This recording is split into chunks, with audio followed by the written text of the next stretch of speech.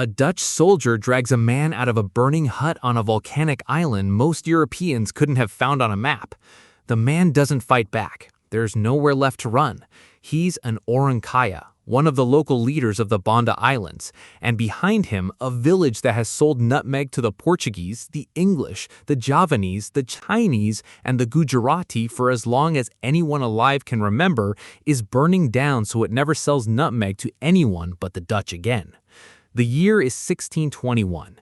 Within months, a population somewhere between 13 and 15,000 people will be cut down to a few hundred. The man who ordered this isn't the general, he's a bookkeeper, trained in commercial accounting in Rome of all places. And 19 years before a single soldier landed on Banda, this entire catastrophe was already set in motion, not by a king, not by an army, but by a piece of paper signed in a merchant's office in The Hague. 13 to 15,000 people down to a few hundred.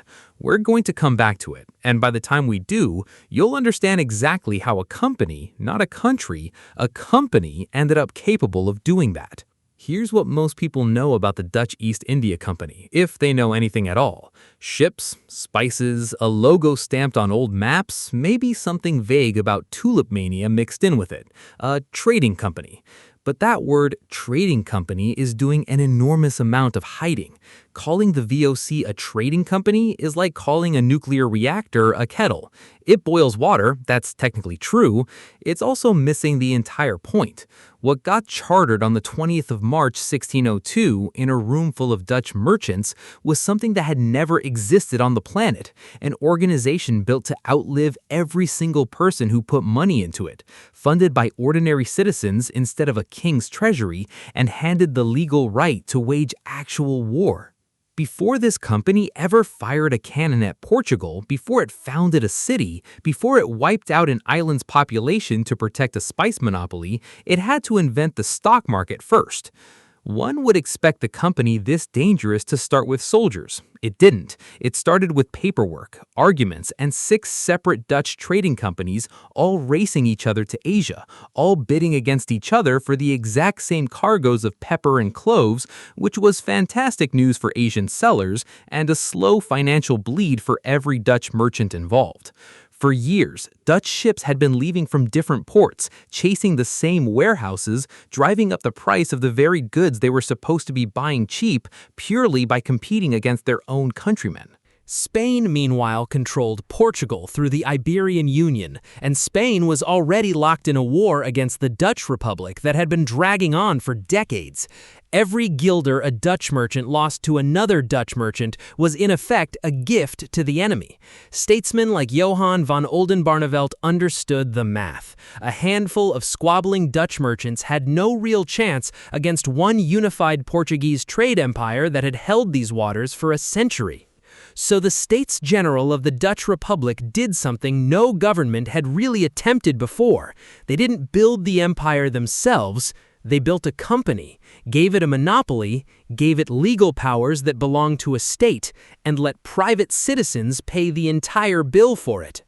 The charter gave this new company, the Verenigde Oost-Indische Compagnie, the VOC, a 21-year exclusive lock on all Dutch trade east of the Cape of Good Hope and west of the Strait of Magellan.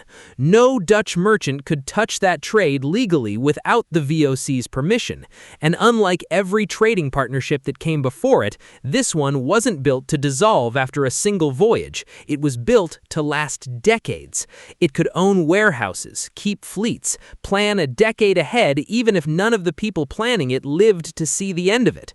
And a company built to last that long needs money before it needs ships, an amount of money nobody in Dutch commerce had ever needed to raise before.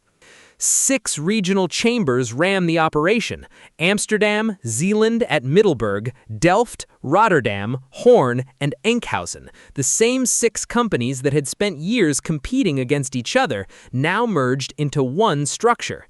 Each chamber raised its own money and fitting out its own ships, while the biggest strategic decisions got made centrally, half business, half arm of the state. Nobody in 1602 had a clean word for what that made it yet, and honestly, nobody really needed one yet, because the entire structure was about to face a test that had had nothing to do with ships at all. Could you actually convince ordinary people to hand over money for something that wouldn't pay them back for years, if it paid them back at all? Building and provisioning one East Indies fleet was already a fortune.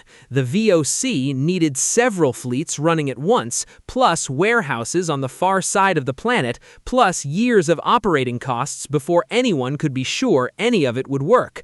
So the company did the thing that, looking back, is the actual headline event of 1602, buried under 4 centuries of pepper and nutmeg trivia. It opened its books to the public. Subscription ledgers went up in all 6 chambers, and for the first time, you didn't need to be a prince or already hold a fortune to buy in. You could pay in installments. You just needed to be willing to wait years for any of it to pay off, with no guarantee it ever would. One would expect a gamble this large, this untested, to attract a trickle of cautious money at best. It attracted a flood. Around 1,143 people signed up. Together, they put in roughly 6.44 million guilders, a number that dwarfed anything ever raised for a single commercial venture in European history up to that point. Amsterdam alone covered more than half of it.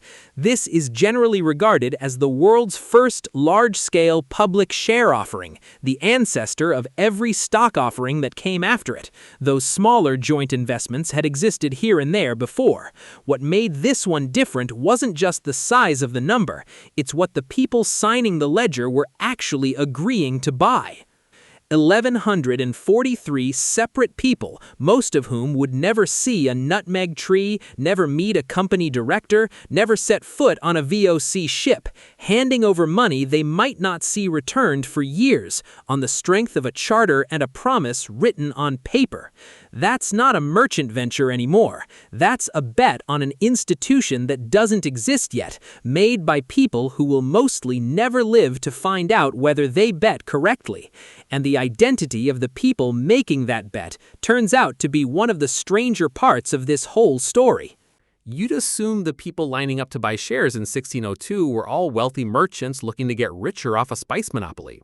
Some absolutely were. Amsterdam's elite dominated the subscription rolls, no question, but so did artisans, civic institutions, religious organizations, widows, professionals who had never touched overseas trade in their lives and had no reason to expect they ever would.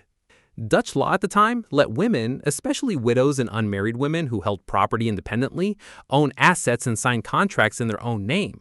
Plenty of them did exactly that, buying VOC shares directly under their own signature in a century when most of the rest of Europe wouldn't have let them anywhere near a subscription ledger.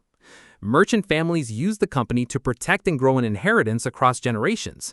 Convents and orphanages bought shares too, holding them as long-term positions rather than quick flips. One of these women, sitting in a chamber with the ledger open in front of her, signing her name next to men who assume they're the only ones in the room who matter, she isn't there by accident. Dutch commercial law gave her a right the rest of Europe mostly hadn't extended to women yet. The right to own, to contract, to invest in her own name, without a husband's signature standing in for hers. Some of these women weren't passive heirs sitting on paper either. Surviving shareholder registers show them actively managing their stakes for decades, later buying and selling on the secondary market that would spring up within a few years of that first offering. None of this made women anywhere close to a majority of investors, and none of them sat on the board making policy. But 4 centuries before women held the vote in most of the countries reading this sentence, some of them already held a piece of one of the largest financial enterprises on Earth, and their names are still sitting in the archives for anyone who bothers to look. That broad, oddly democratic investor base is exactly what let the VOC think bigger than any company before it. It could run multiple fleets at once. It could absorb the loss of an entire expedition to storms or war and keep operating, because investors weren't betting on one ship, they were betting on an institution. And that shift from betting on a voyage to betting on an institution was about to create a completely new kind of problem. Older trading ventures worked like this.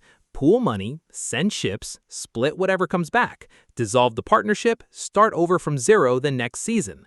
The VOC broke that cycle on purpose. Shareholders weren't buying a slice of one voyage. They were buying a permanent stake in an organization that intended to keep sailing indefinitely, reinvesting its own profits instead of paying everything out and starting over each time.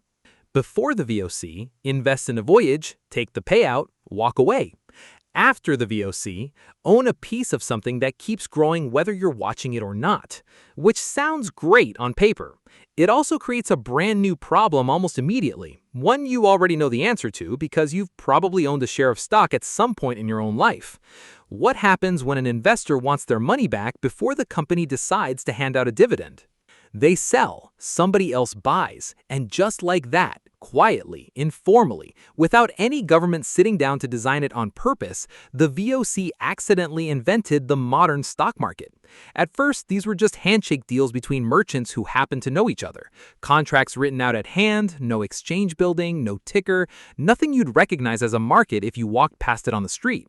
But the effect was the same one you'd get anywhere shares can change hands freely. Investors no longer had to wait years for a fleet to return before they saw a return themselves.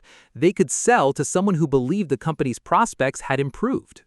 And the moment shares could be bought and sold on nothing but belief about the future, prices started to move on rumor, on optimism, on fear, long before anyone in Amsterdam had confirmed a single fact about whether a given fleet had even survived the trip around the Cape.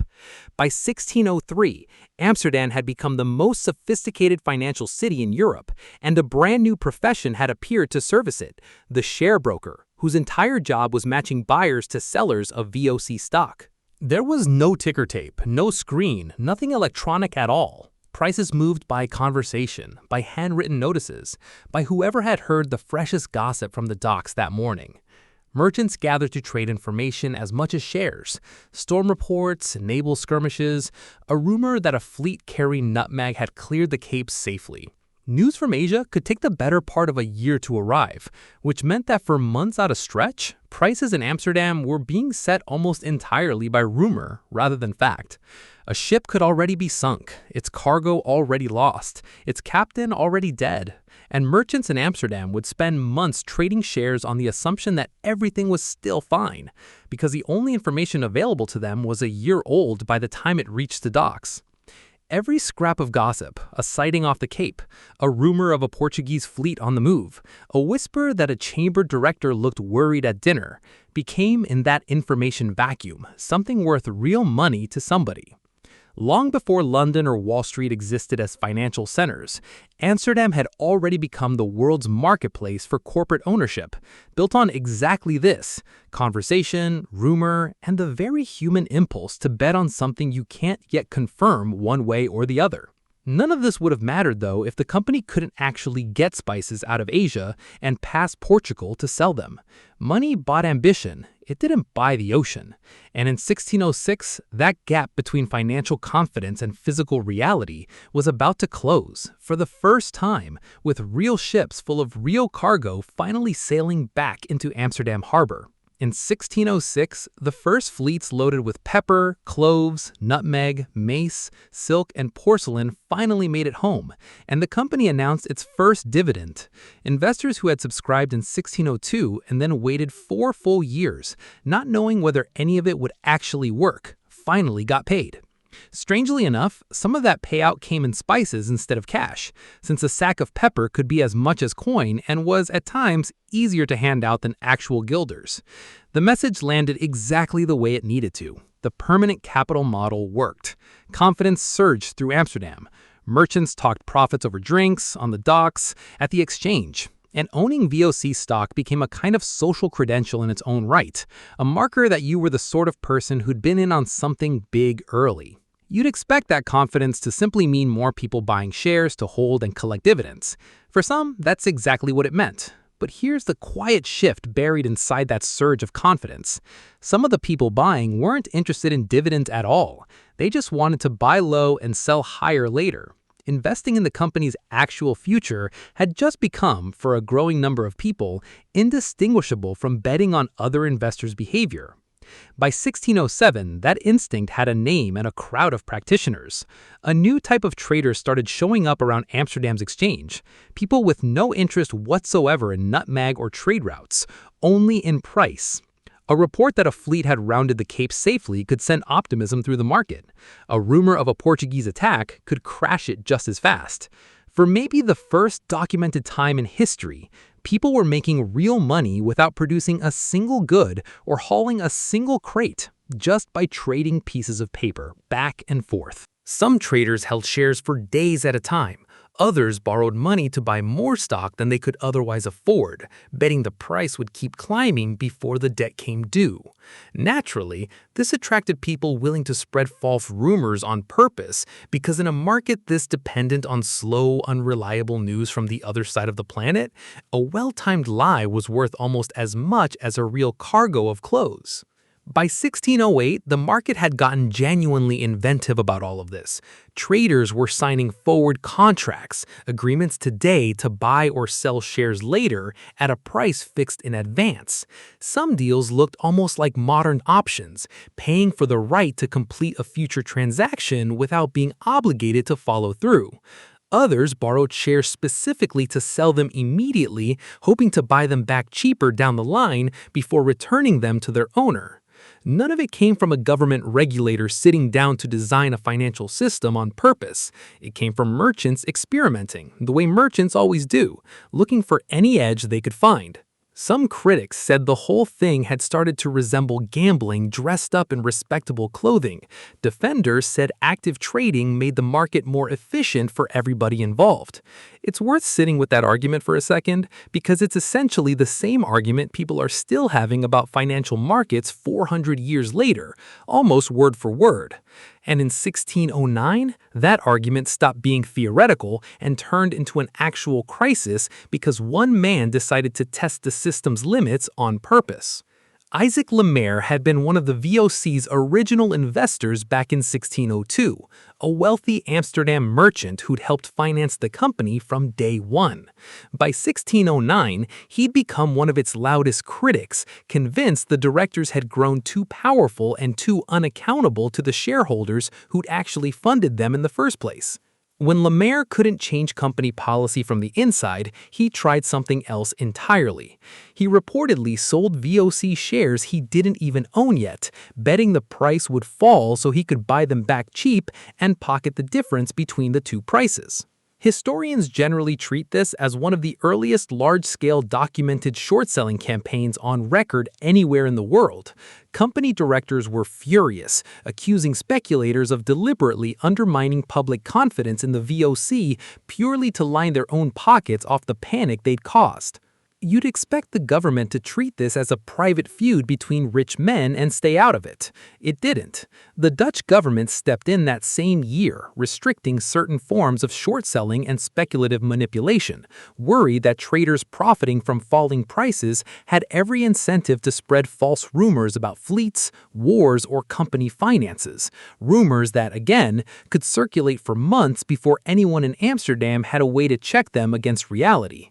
Enforcement was patchy at best. Speculators adapted faster than regulators could write new rules, which is its own kind of pattern that hasn't exactly gone away since. But 1609 stands as one of the earliest known attempts by any government to police stock market behavior at all, proof that within 7 years of inventing a public company, the Dutch were already arguing about how much of a leash to put on the market it had created. And that same April, in an entirely different room, the Dutch Republic and Spain signed the 12 years truce, pausing the long war that had partly justified the VOC's creation in the first place. You'd expect a company built to weaken Spain economically to lose momentum the instant the actual fighting stopped. It didn't lose an ounce of it. The VOC kept expanding in Asia at more or less the same pace, negotiating treaties, building forts, contesting the Portuguese, with barely a hitch in its stride. Why would a company built to serve a state's war effort keep escalating the moment that state signed a truce? Because by 1609, the company wasn't really following Dutch foreign policy anymore. It had built up enough of its own interests, its own reasons for doing what it did, that peace in Europe barely registered 8,000 miles away. An institution created to serve a state's war aims had quietly become something that pursued its own ambitions, whether the state was at war or not. And running an operation with pieces scattered from the Netherlands to the Spice Islands needed a governing body nobody had ever built before. So the company had already created one years earlier, the Heren 17, the Lord 17. And understanding how that board actually worked explains why nobody back in the Netherlands could stop what was about to happen next, even if they'd wanted to. 17 directors, drawn from the 6 chambers, with Amsterdam holding 8 seats for its financial weight, Zeeland 4, the remaining chambers splitting the rest, and one final rotating seat to keep the smaller chambers politically balanced. This board met several times a year, in meetings that could run for days at a stretch, to approve fleets, appoint governors, and set strategy for a company worth millions of guilders, employing thousands of people it would mostly never see in person. How do you actually run a company under those conditions? You don't run it from Amsterdam at all, not really. Officials on the ground had to be given real discretion because there simply wasn't time to ask permission for everything a normal company would ask permission for. Modern corporations separate ownership from management as a basic principle of governance, something taught in business schools today. The Heren 17 were doing it out of pure necessity, centuries early, because nothing like email existed yet, and neither really had the idea of running something this large from this far away. Try to run a company today when every message to your regional office takes a year each way to arrive and another year to get an answer back. That's not an inconvenience. That's an entirely different way of doing business, and the VOC had to invent it from nothing, with no example to copy. And the charter didn't stop at commerce. It handed the VOC powers that, on paper, belonged to a sovereign state. The right to negotiate treaties, wage war, build forts, appoint governors, administer justice, keep standing armies and navies, and in some territories meant its own coin. The Dutch Republic didn't have the money or the manpower to run an overseas empire directly, so it outsourced the empire to a company instead. Some Asian rulers stopped thinking of the VOC as a company at all and started treating it like a rival kingdom that happened to keep a ledger instead of a crown. That instinct, it turns out, was correct, and the first proof of it came just a few years into the company's life off the coast of a small island called Amman. The company's first official fleet sailed under Admiral Stephen van der Hagen in 1603. Heavily armed ships, hundreds of sailors, soldiers, and merchants following the same brutal route that every Asia-bound voyage now took. Around the Cape of Good Hope, across the Indian Ocean, into waters full of scurvy, storms, shipwreck, and Portuguese patrols who'd held this trade for the better part of a century and had no intention of sharing it. Van der Hagen wasn't sent just to buy spices. He was sent to make the Portuguese hurt. Could a 3-year-old company actually break a trade monopoly that had stood unchallenged for close to 100 years? He proved good at both jobs, disciplined and shrewd enough to court local rulers who already resented Portuguese domination, alliances that would matter far more than any single cargo hold of pepper. Those alliances mattered most in February of 1605, when van der Hagen captured the Portuguese fortress in Amboina in the Maluku Islands, the beating heart of the world's clove trade, with the direct help of local forces who'd been waiting for exactly this kind of opportunity to arrive. For nearly 100 years, Portugal's grip on this trade looked unbreakable. It had just been broken by a company that was 3 years old. The VOC didn't just hold Amboina, it fortified it, built warehouses and administrative offices, and turned it into a permanent Asian headquarters. Back in Amsterdam, investors who'd been waiting years without proof the whole experiment would ever pay off finally had something concrete to point to. And by 1605, VOC leadership had drawn a clear lesson from Amboina that would shape everything that came after it. Temporary trading voyages weren't enough anymore, so the company started building forts, warehouses, dockyards, administrative posts, a permanent network stretching eventually from South Africa to Japan. Warehouses need soldiers to guard, soldiers need forts to garrison, forts need governors to run them. Nobody at the Heren 17 ever sat down and drew up a plan to build an empire on purpose, so how did the company end up with one anyway? It just kept happening, one practical decision at a time, until the company looked less like a merchant house and more like all three things at once: a corporation, a military alliance, and a colonial government wearing one company seal. And 2 years after Ambon fell in 1607, a new arrival in the East Indies started noticing something about the trade that bothered him more than it seemed to bother anyone else around him. Jan Pieterszoon Coen showed up in the East Indies in his early 20s, employed by the VOC as a merchant and clerk. He trained in commercial accounting in Rome, of all places, and the company hired him for his head for numbers, not for any military ambition. There wasn't any yet, as far as anyone could tell at the time. Traveling through the trading posts of Java and the Moluccas, Coen noticed something that bothered him more than it seemed to bother anyone else. Asian merchants sold spices to whoever paid the best price. Dutch, Portuguese, English, it didn't matter to them. From where they stood, that was just good business, exactly the way it had always worked in these waters. From where Coen stood, it looked like an open wound the company was bleeding money out of. What do you do about a market where loyalty simply doesn't exist as a concept? He decided free competition and VOC profits were fundamentally incompatible, and that real, lasting profit needed permanent military strength, fortified posts, and direct political control over where spices actually got produced. His reports back to the Huron 17 were sharp enough and ambitious enough that the board noticed. By 1613, only 6 years after arriving as a junior clerk, Coen was promoted to Director General, the second highest-ranking VOC post in the East Indies.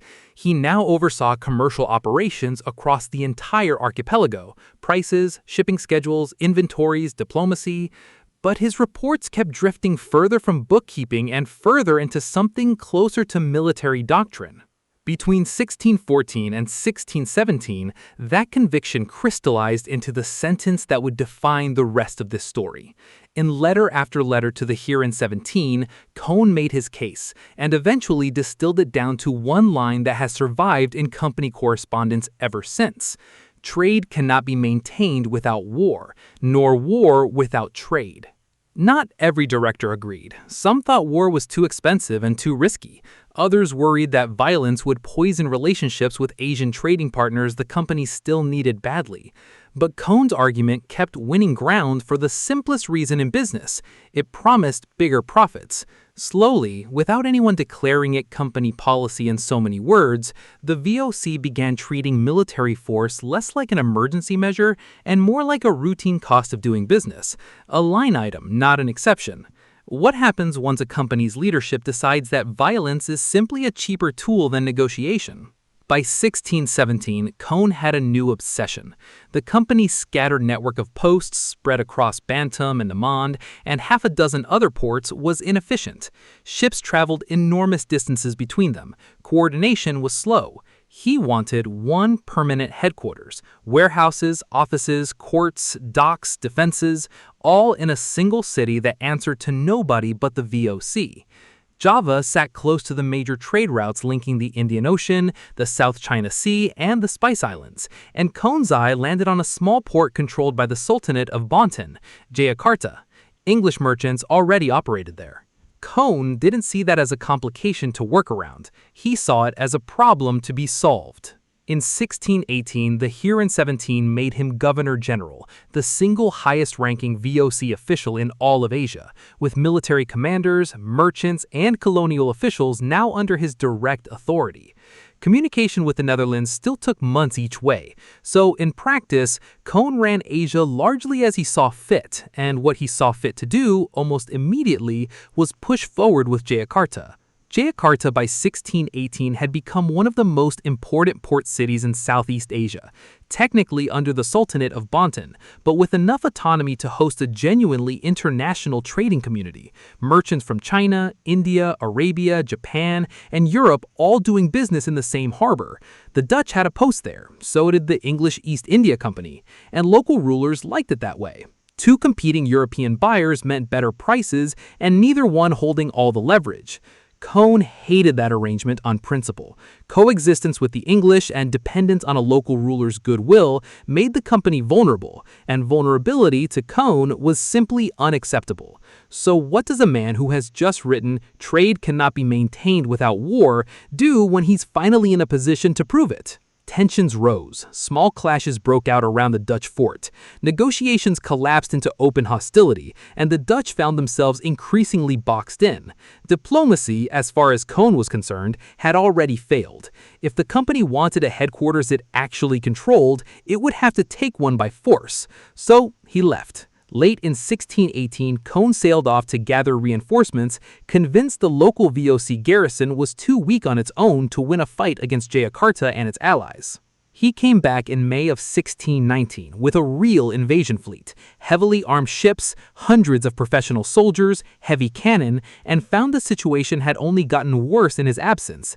The English, sensing which way the wind was blowing, had largely pulled their support, leaving Jayakarta's defenders isolated. Coen didn't wait. He attacked immediately. Superior naval artillery and disciplined infantry gave the VOC a decisive edge that local defenders, however determined, simply couldn't match. On the 30th of May 1619, Jayakarta fell. And Coen didn't stop at capturing it. Much of the city was burned. Historians still debate exactly how deliberate the destruction was, since fighting had dragged across the region for months and several groups had a hand in it.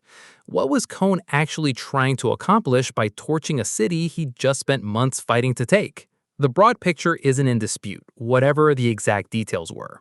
Coen didn't want to inherit a city whose loyalties were murky. He wanted to erase what was there and build something that answered to nobody but the company. Residents fled before and during the assault, scattering into territories still held by Banten. A port that had welcomed traders from half the known world simply stopped existing in the shape it had held for generations. Genocide is a word that belongs to a later chapter of this story, and only to that chapter. A corporation had just erased an existing city because the city's independence was bad for business. Few businesses before or since have ever done that. Coen didn't waste time on the ruins. He ordered a new city built immediately and named it Batavia, after the Batavi, a Germanic tribe Dutch scholars believed were the ancestors of the Dutch people, a name chosen specifically to bind this new colonial capital to Dutch identity. From the start, Batavia was designed as the VOC's administrative, financial, and military nerve center. Canals, defensive walls, warehouses, docks, churches, laid out in an organized grid modeled on cities like Amsterdam. And people came fast. Dutch officials, Chinese merchants, Indian traders, enslaved laborers, artisans, sailors, building one of the most genuinely diverse cities in Asia almost overnight. From Batavia, fleets would eventually reach Japan, India, Persia, Ceylon, the Spice Islands, China, and the Cape of Good Hope. Over the following year, construction only accelerated. Warehouses, shipyards, courts, hospitals, churches, prisons, barracks.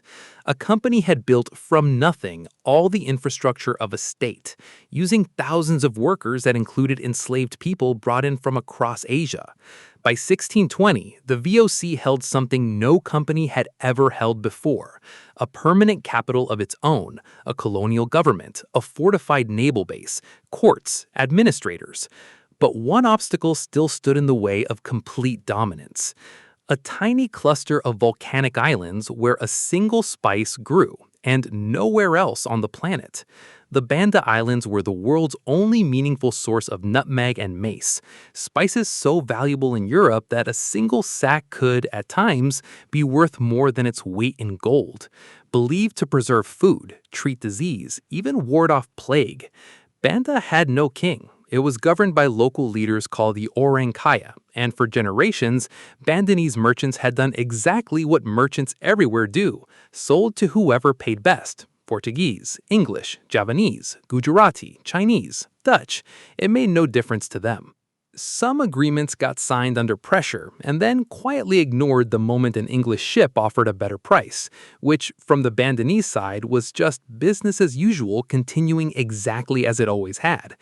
Coen read that very differently.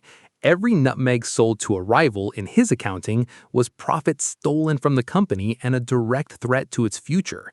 Negotiations kept collapsing. Coen had already burned one city over an arrangement like this. What was left for him to try once he decided that peace itself had run out of usefulness? In 1621, he launched the military campaign against the Banda Islands. Dutch soldiers, backed by Japanese mercenaries and other auxiliaries in VOC service, landed and crushed what local resistance existed almost immediately. Bandanese leaders were arrested, accused of breaking agreements with the company, and executed. Villages were destroyed. Food supplies were seized. Resistance was answered with overwhelming force. Thousands died in the fighting, in the executions, in the starvation and forced deportations that followed. The exact numbers are debated because contemporary records don't agree, but historians generally put the population before the campaign at somewhere between 13 and 15,000 people. Afterward, a few hundred remained on the islands at all. Many survivors were enslaved, others were forced out entirely, scattering to neighboring islands and ending centuries of Bandanese self-rule in a single year.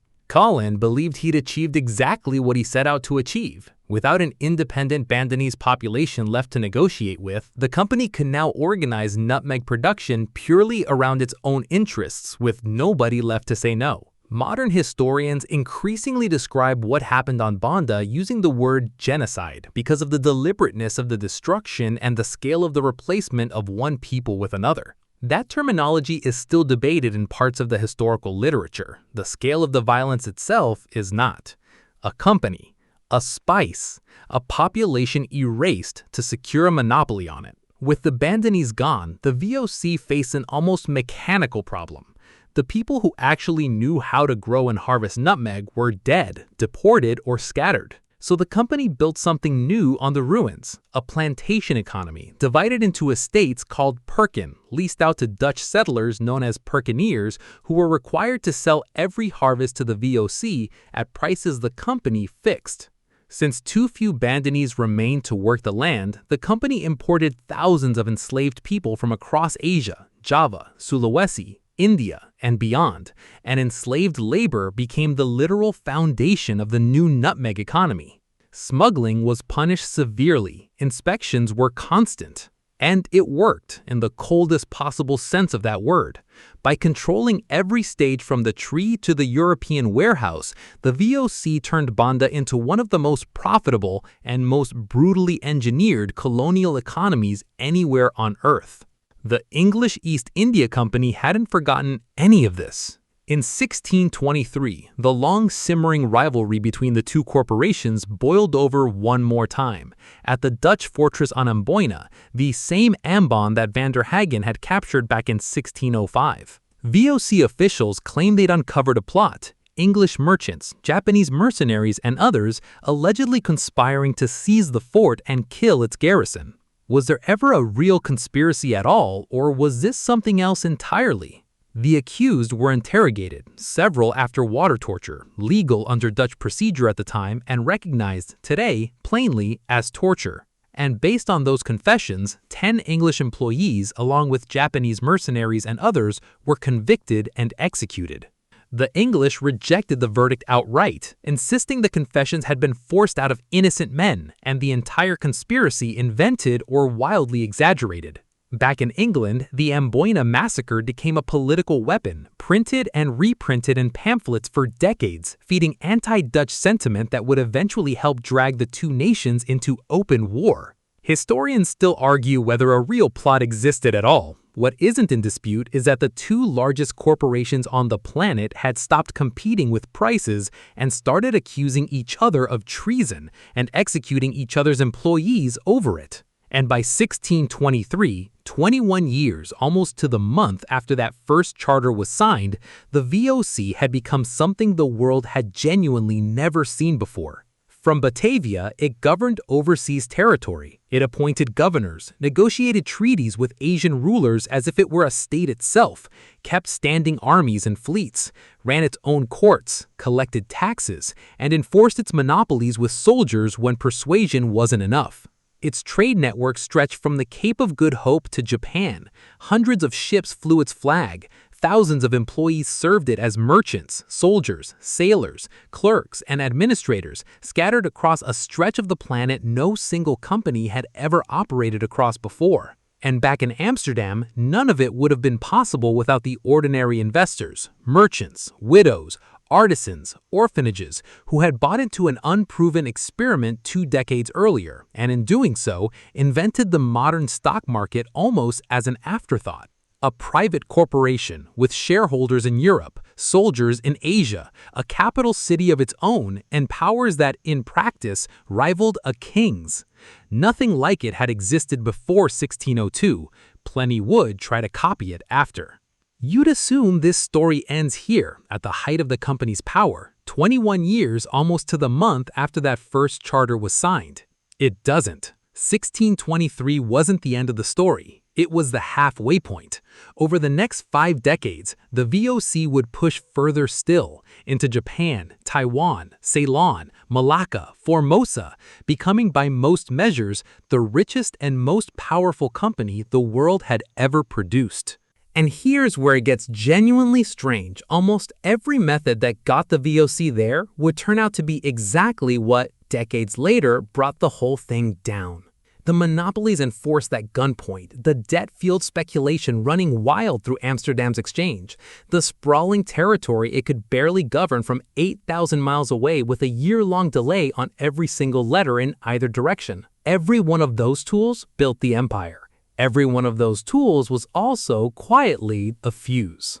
A company that ran on rumor because real information took a year to arrive is a company that can be fooled by rumor for just as long. A company that answered to shareholders instead of a king had no king's instinct for when to stop expanding. A company that treated war as a routine line item had no mechanism anywhere in its structure for deciding a war wasn't worth it anymore. So the one that carries straight into everything the VOC does over the next 50 years, if the tools that build an empire this large are the exact same tools that eventually tear it apart, at what point does an institution actually notice the difference? And is there ever a version of this story where somebody inside the company sees it coming in time to stop it?